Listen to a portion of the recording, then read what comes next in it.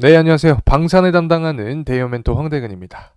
자, 오늘도 LIG 넥스원 함께 살펴보겠습니다. 최근 미국 로봇 업체죠. 이 고스트 로보틱스의 인수를 추진하면서 이 미래 성장 플랫폼을 확보하고 또 미국의 방산 시장에 진출하려는 이 모습을 보여주면서 이 방산주 중에서도 이 시장에 많은 관심을 받고 있는데, 자, 앞으로의 남은 과제와 또 적정 주가까지 함께 구해보도록 하겠습니다. 자, 분석을 시작하기 전에 한 가지만 부탁을 드린다면 저희 데이업 채널 그리고 제 영상을 시청해 주시는 분들이 굉장히 많으십니다. 정말 감사하게 생각을 하고 있습니다. 자, 하지만 이 구독과 같은 부분이 시청자의 1%밖에 되지 않은 상황인데 제가 많이 부족해서 생긴 결과지만 한 번씩만 도와주셔서 구독과 좋아요 많이 눌러주시면 더 힘을 내서 좋은 영상 만들도록 하겠습니다. 자, 이제 LIG 넥스원 분석을 해보겠습니다. 자, 현재 가장 중요한 이슈는 결국에 이 미국 로봇 업체를 인수할 수 있는지에 대한 이야기죠. 자, 여기에는 아직 풀어야 할 난제가 존재하는데 이 첫 번째는 미국의 당국, 이 미국 당국의 승인 심사입니다. 이제 미국 같은 경우에 특징이 있죠. 어떤 특징이냐면 안보에 굉장히 민감하다. 자, 그렇기 때문에 이 방위 산업에 대해서 자, 외국 자본이 유입이 되는 걸 경계를 하는데 자, 현재 LIG 넥스원이 이 하나로 취급을 하면 약 3,150억 규모의 미국 기업의 지분을 60% 인수할 예정에 있는 만큼 이 투자심의위원회 이 승인에서 까다로운 심사가 이어질 것으로 예측이 되고 있습니다. 자, 이 부분이 우려가 되고 있는 상황이고 또 두 번째 과제는 어떤 부분이 있냐? 자, 고스트 로보틱스, 이 테크놀로지라는 국내 기업이 있습니다.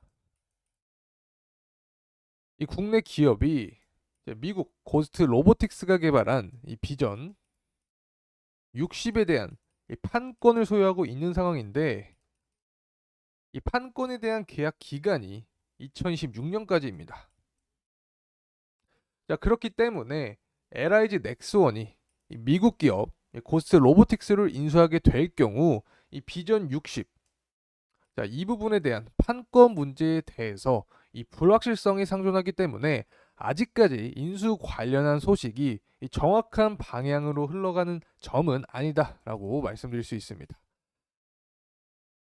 자, 하지만 이 인수를 비교를 해보면 최근 이 하림이라는 기업이 HMM을 인수하기 위해서 이 무리하게 자금을 끌어들이면서 생기는 각종 의문점들과 이 부정적인 이슈와는 달리 LIG 넥스원 같은 경우 이 고스트 로보틱스라는 회사를 인수할 때 이 재물을 보게 되면 이 무리한 투자가 아니다. 자, 그리고 기존 산업과의 시너지를 노릴 수 있는 부분이기 때문에 향후 전망을 긍정적으로 볼 수 있다라는 점 말씀드릴 수 있습니다. 자, 그리고 특히 이 현재 시장 참여자들이 이 로봇 산업에 대해서 어떤 평가를 내리냐면 이 고밸류에이션을 부과하고 있습니다. 자, 그렇기 때문에 최근 좋은 흐름을 계속해서 보여주었다 이렇게 말씀드릴 수 있습니다.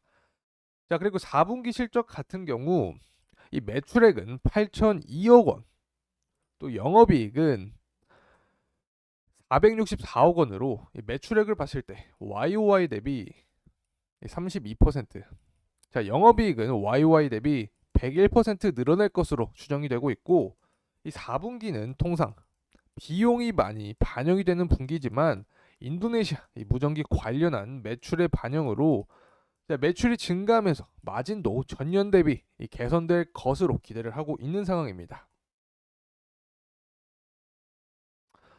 자, 이제 재무 보면서 적정 주가 구해 보려고 하는데 잠깐 멈추셨다가 구독 눌러주시는 거 잊지 말아주시길 부탁드리겠습니다. 자, 23년도부터 25년도까지 이 BPS의 평균을 구해 보면 약 5만 5,900원 정도의 수치를 보여주고 있고 이 PBR의 평균은 2.3 정도로 이 수치를 측정할 수 있기 때문에 자, 이 두 부분을 고려를 해서 적정 주가를 구하게 되면 12만 8,500원에서 600원 가량의 수치를 파악할 수 있습니다. 자, 그리고 PER과 EPS도 살펴보게 되면 이 PER의 3년치 평균 14.5로 산출을 할 수 있고 EPS 평균인 8,945원으로 45원으로 평가를 할 수 있습니다. 자, 이 부분을 통해서 계산을 하게 되면 12만 9,700원의 모습을 보여줍니다. 자, 그러면 앞서서 계산한 이 두 수치의 평균을 구하게 되면 적정하게 볼 수 있는 주가의 수치를 판단할 수 있게 되죠. 자, 그래서 최종적으로 약 12만 9,100원 정도를 적정 주가로 구할 수 있다라고 말씀드릴 수 있습니다. 자, 그럼 이제 차트 보면서 이야기를 해볼 수 있겠죠. 자, 차트 보면서 이야기를 해보면 자, 현재 21선. 자, 21선을 기준으로 주가가 하락하는 모습을 보여주고 있는데 이 현재 구간이 이 적정 주가 구간에 매물대가 많이 분포하고 있는 모습을 확인할 수 있고 그만큼 투자의 심리적인 부분이 반영이 되었다라고 생각을 할 수 있습니다. 그리고 앞서 말씀드렸듯이 현재 구간은 하락하는 모습을 보여주고 있긴 하지만 21선 구간에서 이 지지를 받으려는 그런 모습을 기대해 볼 수 있고 사실 상승 추세를 이어가기 위해서는 현재 구간에서 상승해 주는 게 가장 좋은 모습이다라고 말씀드릴 수 있습니다. 자, 그리고 주봉으로 보게 된다면 자, 만약 주가가 하락하게 될 때 이 갭으로 띄운 이 구간을 1차 지지 구간 그리고 주봉의 21선까지 하락 구간으로 설정할 수 있다. 이렇게 말씀드릴 수 있습니다. 사실 지금과 같은 경우에 인플레이션에 대한 재차 압박이 진행이 되면서 금리 인하의 기대감이 꺾인 그런 시장 분위기가 형성되고 있기 때문에 좋은 이슈들이 많이 나오고 있는 상황은 아니다. 자, 이 부분은 좀 더 뒤에서 자세하게 말씀을 드리겠지만 시장이 안 좋기 때문에 이 종목 자체도 주가의 하방 압력이 남아있다라고 말씀드릴 수 있습니다. 자, 하지만 중장기적인 전망은 굉장히 좋은 평가를 받고 있는데 특히 방산 업계가 현재 굉장히 뜨겁기 때문에 자, 같은 산업 속에서의 이 테마를 띠고 함께 상승할 가능성도 크게 남아있는 상황입니다.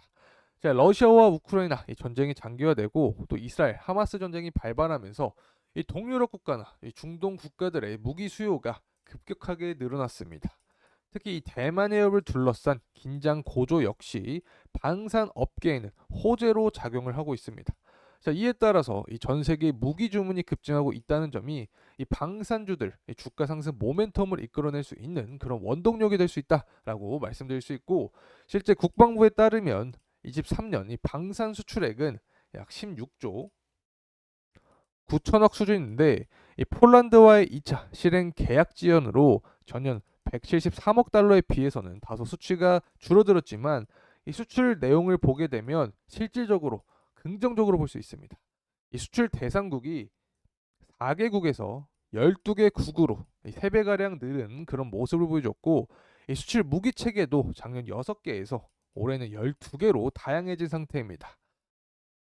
자, 전반적으로 이 중동과 동유럽 국가의 이 한국산 방산 품목에 대한 관심이 높아지고 있고 당분간 이 수출 사업의 비중은 더 확대될 것이다라는 그런 기대감이 지배적인 상황입니다. 자, 이로 인해서 2026년까지 이 증익 구간에 위치해 있기 때문에 방위 산업에 대한 비중을 더 확대하는 것이 좋다라는 평가를 받고 있습니다.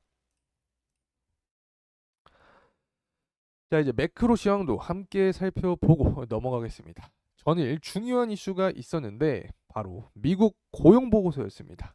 이 ADP 전미 고용 보고서상 12월 민간 부분 고용은 전월보다 16만 4천 명 증가한 것으로 집계가 되면서 예상 수치를 훨씬 웃돈 모습을 보여줬습니다.